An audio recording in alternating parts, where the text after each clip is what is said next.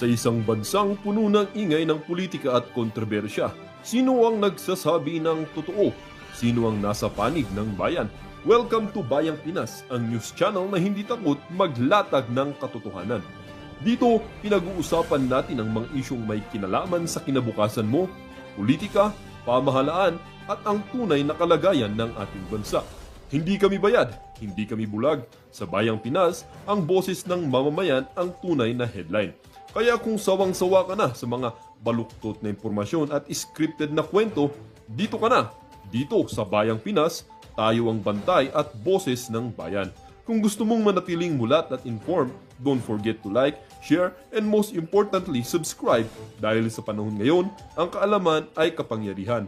Ito ang Bayang Pinas, balitang totoo, pusong makabayan para sa sambayanang Pilipino. Tara na't alamin ang tunay na balita. I don't think there's a misunderstanding. Alam naman buong Senado, including the leadership, hindi ka naintindihan. We just wanted to make it clear. Nanggaling po sa inyo na bawasan nyo ang budget ko. You kept on saying, even Senator P, everyone, bawasan nyo yung budget ko kasi talagang hindi akong gumawa ng net na yan. Di ba yun ang sabi nyo eh? Kaya po, ang LB Remo at lahat nagpagod. Kundi na kami sa magpapagod, nakailang walang tulog. Nakukuha din naman natin. Gusto natin gawin na itong tama kasi nga nakatingin silang lahat sa atin ngayon. At ang tingin ko, mas kailangan natin tignan talaga. Pambihira naman itong sigo. Kung hindi pa nakatingin ang sambayan ng Pilipino, hindi nyo pagagawin ng tama, ganon. Ibang klase, palakpakan ho natin. Thank you very much, Mr. Chairman. To the Chairman of the Senate Conference for the BICAM, Senator Win, to the Honorable Senators present, to Chairperson Mika Swan Singh, the head of the House Bicameral Conference, and the members of the House of Representatives, good afternoon.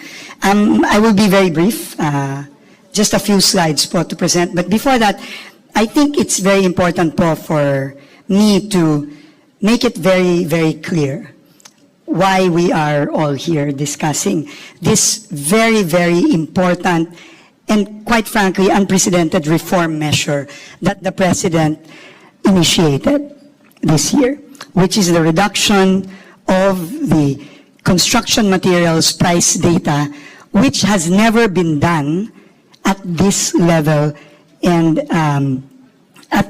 in this breadth.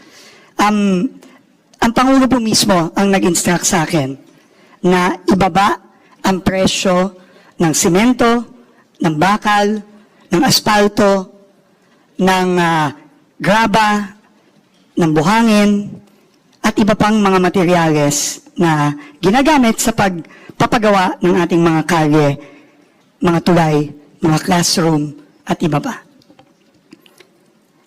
Hindi pa po ito ginagawa in the past. No, dati po, nagbababa lang ng budget by 10%, pero yung level of detail po na ginawa ng administrasyon ni Pangulong Bongbong Marcos ay ngayon pa lang po nagawa ito. Importante po ito dahil nung kanyang SONA, ang Pangulo po mismo ang bumulgar sa isa sa mga pinakamalaki o siguro pinakamalaking corruption scandal sa history ng bansa. At sabi niya, enough is enough. Kailangan reformahin na natin ang DPWH. Vince, nakikinig lang ako dito sa gilid ha. Baka akala ng mga kasama natin dito sa PH Update, di natin pinakikinggan sinasabi nitong unggoy na to. Ulitin lang ho natin, nagpapantig ho kasi yung tenga natin pagka naririnig nating sinasabi nitong mga unggoy na to, na itong si Marcos Jr. Ajik, base dito kay Amy Marcos, siya ang nagbulgar nitong mga kabalbalan na to. Hindi ho totoo yan. Si dating Pangulong Rodrigo Duterte at ang mga Duterte supporters at ang mga kababayan nating naapektuhan sa mga nakalipas na panahon ang nagbulgar dyan sa pagnanakaw na nangyari na yan, dyan sa mga maanumalyang flood control project. Guess what, Vince Dizon? Alam mo sino tinuturong mastermind? Yung sinasabi mong nagbulgar. Kasama ho sa script nila yan, dapat lagi nilang sinasabi na nagbulgar sa pinakamalaking korupsyon na nangyari sa kasaysayan ng Pilipinas. Anyway, Vince, tuloy mo lang yung mga kabalbalan mo na yan. Wala na rin namang naniniwala sa inyo. Tuloy. And this is a testament to the President's vision of making the DPWH more transparent and removing all forms of corruption, beginning with the overpriced materials. So, tama po ang Senado at ang Kongreso. Sinabi ko po paulit-ulit na dahil sa utos ng Pangulo, binaba po namin ang presyo ng iba't ibang materyales sa pagpapagawa ng ating mga iba't ibang proyekto sa DPWH. Tama din po na nung pong public hearing, ito mismo ay inanunsyo ko at inimplement na po namin with a special issuance that was issued 2 months ago. At ito ay sa kasulukuyang ini-implement na nga po din po namin, hindi lang para sa mga proyekto for the 2026 budget, kundi pati sa mga proyekto ngayong 2025 na hindi pa napoprocure. Ito nga po ang naging suggestion mismo ni Senator Lauren Gagardo ng public hearing at tama po siya doon. At yun po ay ginagawa na rin po namin. Ngayon po, ipapaliwanag ko lang po sa Senado at sa Kongreso kung ano ang proseso para gawin ito ng tama. Yun lang naman po. No? At bago po ako magsimula, gusto ko lang po siguro i-correct yung mga iba't ibang mga balita na naririnig natin. Unang-una, hindi po totoo na ibinabalik na po ng DPWH yung dating presyo. Hindi po totoo yun. Nakita ko po yun sa social media kahapon, pagkatapos namin ilabas ang statement, narinig ko din po ngayon. Hindi po totoo yun. Ang presyo po na ibinaba na natin ay hindi ibabalik sa lumang mas mataas na presyo. At sa tingin ko po, dahil sa reforma ng Pangulo, hindi na ito imababalik in the future. Dahil sino pa pong presidente o DPWH secretary ang pwedeng magbalik nito na ngayon na naibaba na natin sa tamang presyo. Yun po ang unang-una. Ikalawa po, wala pong ibang project na ipinapabalik ang DPWH. Wala po. Whether flood control project or kahit anong project, wala po tayong laman, wala pong laman yung ating kasulatan kay Senator Win Gatchalian at sa House contingent na nagsasabi na pinapabalik po natin ang iba't ibang mga proyekto. Wala po tayong pinapabalik na kahit anong bagong proyektong tinanggal na. Whether yan ay flood control, tulay, kailye, multipurpose building. Wala po tayong pinapabalik. Ang hinihingi lang po natin is yung pong binawas na 45 billion approximately. Next slide, please. Sorry. Wala pa ba kayong slide? Ibalik po ulit para po ma-implement po ito ng tama. Kasi while it is true that the President told me and instructed me to bring down the prices of materials in order to eliminate overpricing, he also is very conscious of our desperate need to ramp up our infrastructure spending and our infrastructure implementation. We all know that in the past quarter, the economy only grew by 4%. And this is largely because of the cut in public expenditure, especially in infrastructure. And the President does not want that to happen. Our fear is, and I will show later some examples, that the cut made using our adjustment factors, as Sen Win correctly pointed out, across the board, across roughly 10,000 projects in the General Appropriations Bill, may result inevitably in projects that will end up being unimplementable because of the way that they were applied to the various projects. And I will show that in a few slides. So ito lang po ang aming hinihiling. Hindi ho namin, ulitin ko, hindi ho namin ibabalik ang presyo ulit at itataas. Ikagawa, wala po kaming project na ipapadagdag ulit. Wala pong ibabalik. Wala pong duplicate project na tinanggal na ibabalik. Wala pong flood control project na ibabalik. Klaro po yan. And if I just may go to our statement and how DPWH, according to the engineers I have with me, there are, I think, 4 of them here. Many of them have been in DPWH for decades already. Ang proseso po is kapag binago ang cost ng materyales. Kailangan pong gawin ng DPWH, iisa-isahin ang lahat ng proyekto. Dahil ang bawat proyekto po, iba-iba yan. Merong mas maraming simento ang gagamitin, merong mas maraming bakal ang gagamitin, may mas maraming graba ang gagamitin. Depende po yan dun sa program of work. At bawat proyekto po ay iba-iba ang program of work. Kaya po yung mga presyong ibinaba, kailangan po yan i-apply sa program of work ng iba't ibang proyekto, roughly totaling 10,000 projects. Pagkatapos po baguhin ng POW, ang pagbabago ngayon dun sa presyo ay i-reflect na sa bagong approved budget of contract, yung ABC. Kapag po nabawas na yon, bababa po ang ABC. Depende sa laki ng binaba ng presyo, depende kung saan. Tama po si Congressman Alvarez na depende sa lugar, depende. Depende ang presyo ng semento, ng aggregate, ng graba, ng buhangin, ng asfalto, depende sa lugar. So, kailangan po yan iisa-isahin. At kapag po nababa na yung ABC, yung approved budget of contract, ito na po ang magiging bagong budget. At ito na po ang ipapublish ngayon para ipabid at iprocure ng DPWH. Yan po ang proseso. So ito lang po ang gusto namin ipaliwanag. Ngayon po, gusto ko pong magpakita ng mga example ng mga proyekto nandun sa isa sa mga 10,000 proyektong naapektuhan ng pagbaba ng Senate dun sa mga project costs. At dito po makikita natin na hindi po talaga natin pwedeng ibaba na lang ng basta-basta across the board. No? And next slide, please. These are projects, for example, for asphalting in Region 4B and Region 7. In the GAB, in the House version, the budget was 41 million pesos. In the third reading Senate version, it was cut to 12.9, roughly 13 million pesos. Roughly by 68%. And I understand, naintindihan ko po kung saan nanggaling yung 68%.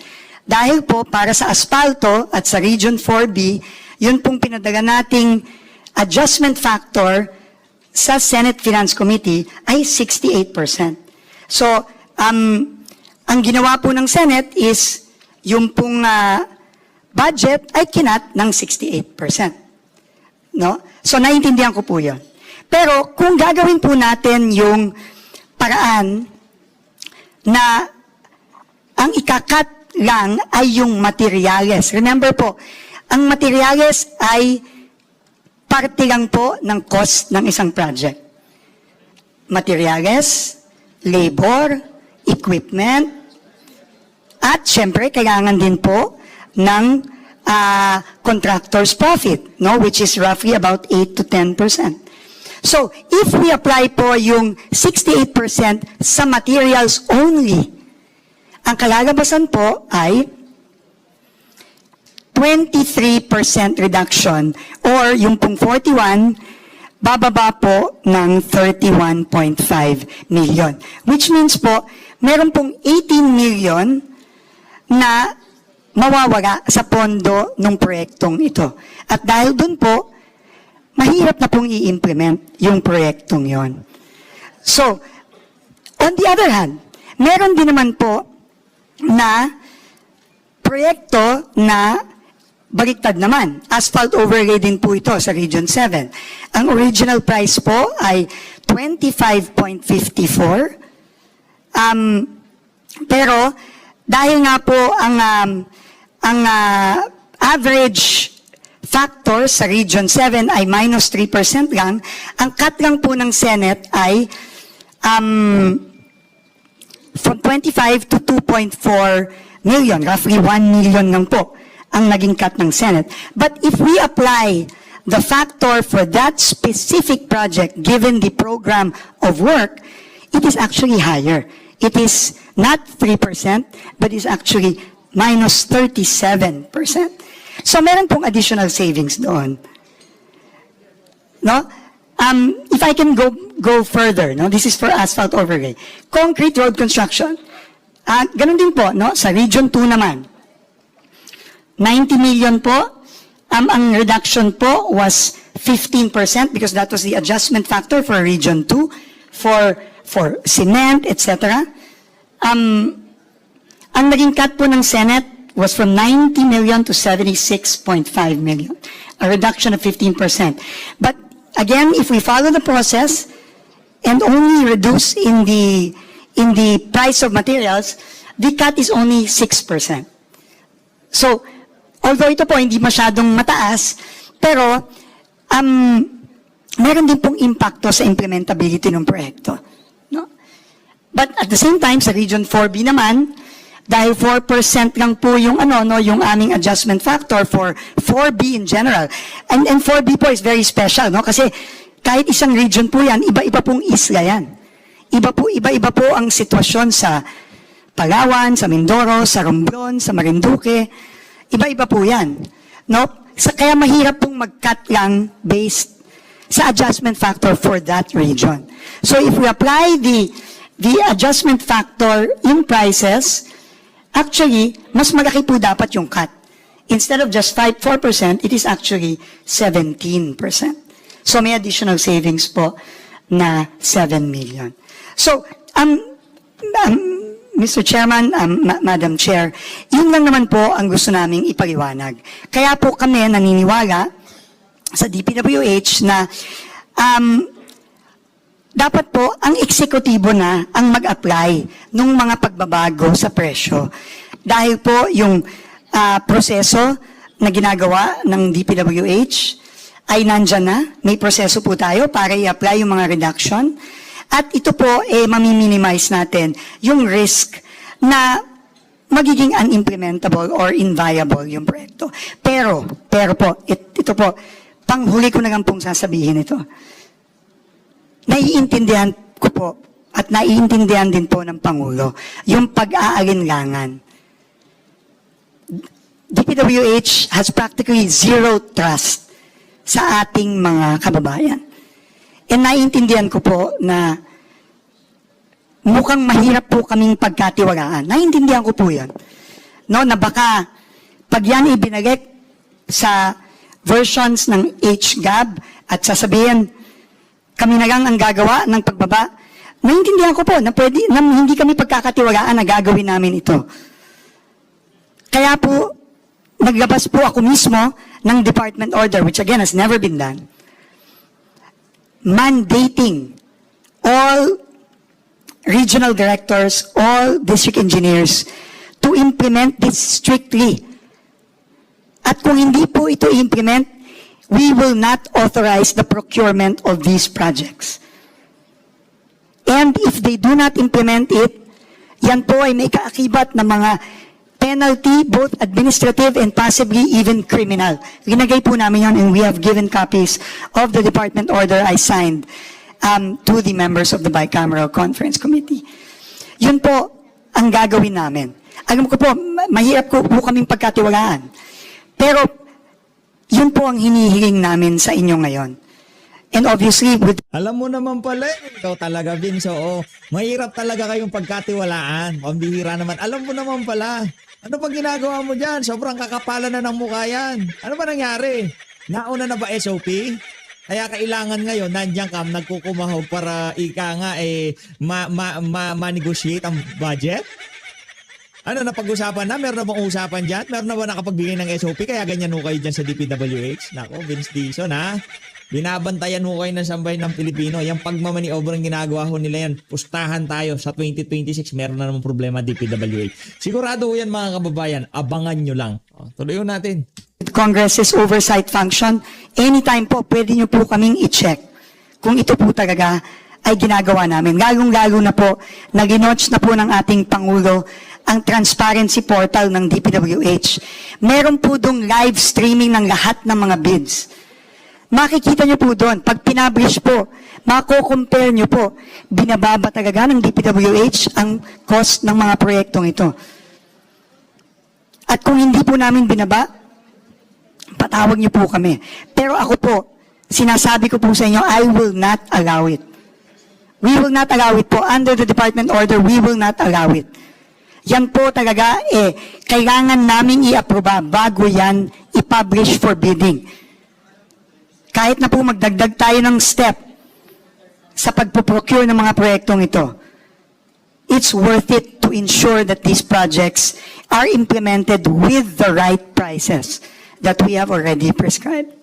So with that po, Mr. Chairman, Madam Chair, honorable members of the Bicameral Conference Committee, uulitin ko po, inutos po ng Pangulo na gawin natin ito.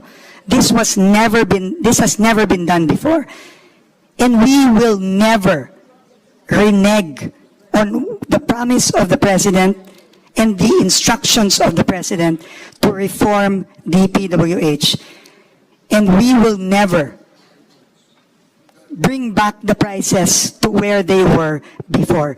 Dahil nga po, alam naman po natin lahat at alam po ng buong Pilipinas na matagal nang overpriced ang presyo ng DPWH. Maraming salamat po.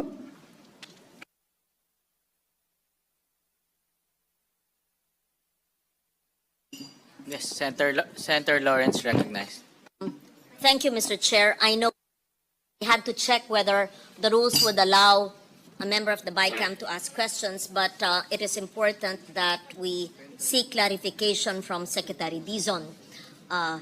Do you accept the fact that it was the DPWH through you or maybe your staff during hearings and in the plenary that actually advised the Senate to cut the cost, because indeed in the previous administration you claimed, and it's on record, that the cost of some, not all, projects might have been overpriced? Ma'am, this needs clear clarification. In the Senate hearings and in the plenary, we admitted that the prices were overpriced. Okay, that's all- Absolutely. that's all my- Absolutely. Ma'am, but I think it's very important, no? Yeah. We also said that we are going to bring down the cost, Yes. which we did. But in the same hearing, and I have it on record, Mr. Chairman, Madam Senator, that when I was asked on how to implement the changes in the prices, I put it on record that the best way to implement is for DPWH to implement it by going through each and every project and bring down the cost based on the programs of work of each and every project. That I put on record, Madam Chair. Mr. Chairman. Very Thank you po. clear, very clear.